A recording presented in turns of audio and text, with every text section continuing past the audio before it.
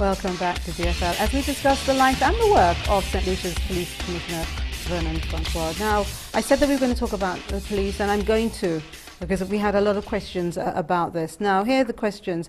Commissioner, you promised to clean up the force from all dirty cops. Have you started a search? What has been put in place to do these checks? Please update the nation. Yes, well, I promised to clean up the force, but I didn't necessarily promise to go on any witch hunt. Obviously, for us to be able to deal with police officers who engage in negative behavior, we need to put together the evidence. We've had some cases where police officers have been dismissed.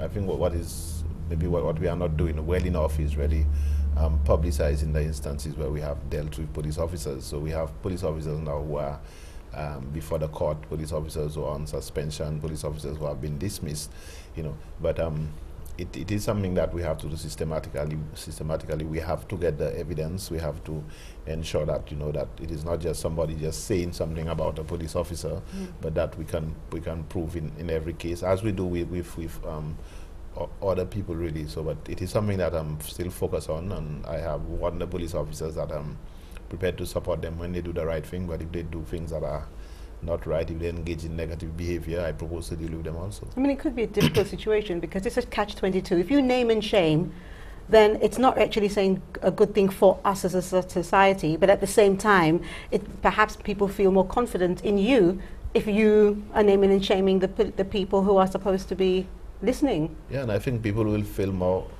comfortable with the organization too. I know there are a number of police officers who will not want a few bad police officers to bring down the good name of the organization. That's another consideration. Every day pursue them and chase them, and if there is any opportunity they have to deal with them, they will also deal with them. So for us, it is not I suppose maybe it may not look right to be chasing after your own colleagues, but the fact of the matter is that I think the name of the organization is bigger than every one of us. Okay, here's another question.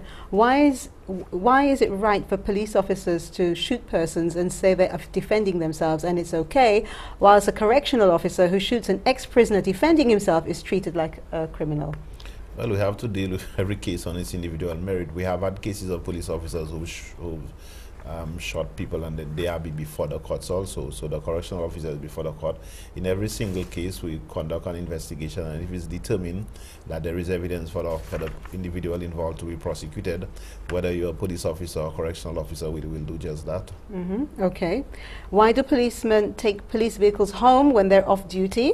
How does it benefit the nation when they're called out to investigate crime? Sometimes people are told they can't come to a scene because there aren't any vehicles. Are you aware of this? And if you are you doing anything about it? Well, obviously there are cases of abuse of the vehicles, but we need to be careful that we know that the circumstance before we can pronounce judgment. There are cases where the officers are authorized to go to their homes with the vehicle based on the nature of the jobs that they are doing. So we need to deal with every case on its individual merit. But I accept that there are cases of abuse, and whenever we get any information to suggest that there is abuse, we move on and deal with it, really.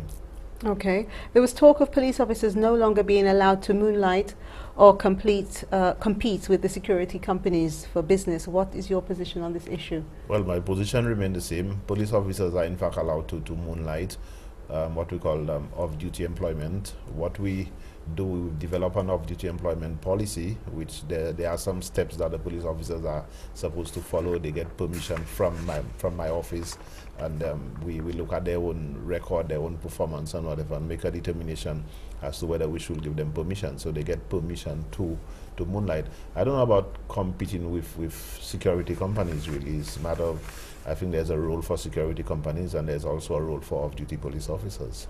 Okay.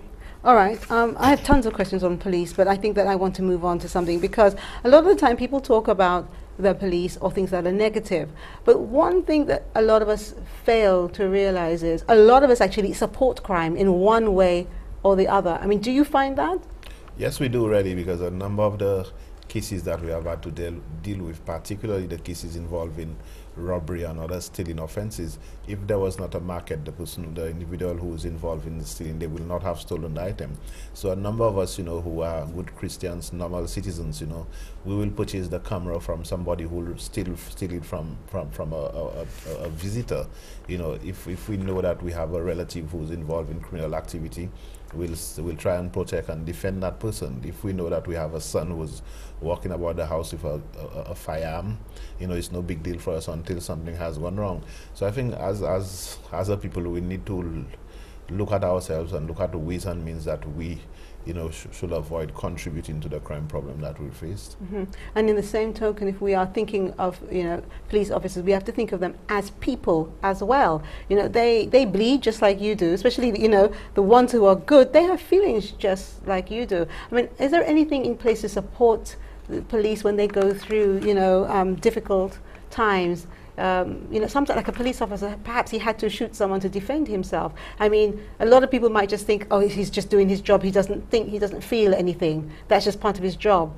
But I'm sure that police officers go through an emotional chain of events when something like that happens. Is there any support for them? Yeah, definitely. They are human beings, and obviously they go through the same stress that ordinary human beings go through. People need to understand that St. Lucians, the police officers, are the product of the St. Lucian society. What we've put in place is to have again, it's from the private sector, but we have a counselor on retainer. So whenever there is a case, even if it's not, it doesn't have to be connected to an incident, but in any case that a police officer has a need, whether it's private affairs or whether it's relating to his duties, that he has a requirement to speak to a counselor. That service is available, it's been paid for by the government of St. Lucia.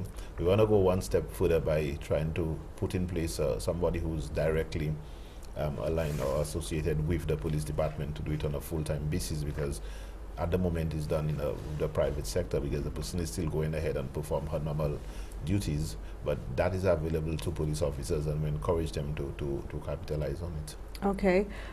Okay, let's come a bit recent now, because after this break we're going to open the phone lines. Okay, what happened in the latest incident allegedly involving a police officer sodomizing an 18-year-old from Micoud at gunpoint? Well, where are we at with that? Well, this matter, an investigation was conducted into the matter. A report was made, an investigation was conducted. The police officer was arrested. We did some forensic work, physical evidence work with his vehicle, and some other stuff that we did in that particular case. We conducted an identification parade, but we are at the stage there where we've submitted all our findings in the matter to the Director of Public Prosecution for her final ruling in the matter.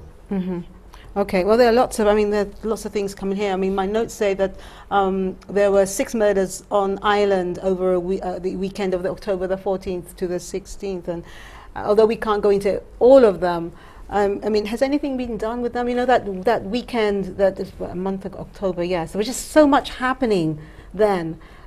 Is anything being done, or is it do we just wait until you release the information? Well, I mean, it's difficult, I guess, for me to speak about individual cases as we speak, but a number of the recent murders we've had, I think we've gotten to a solution to them, and I think it's credit to the work by my police officers and also to the support we receive from members of the public.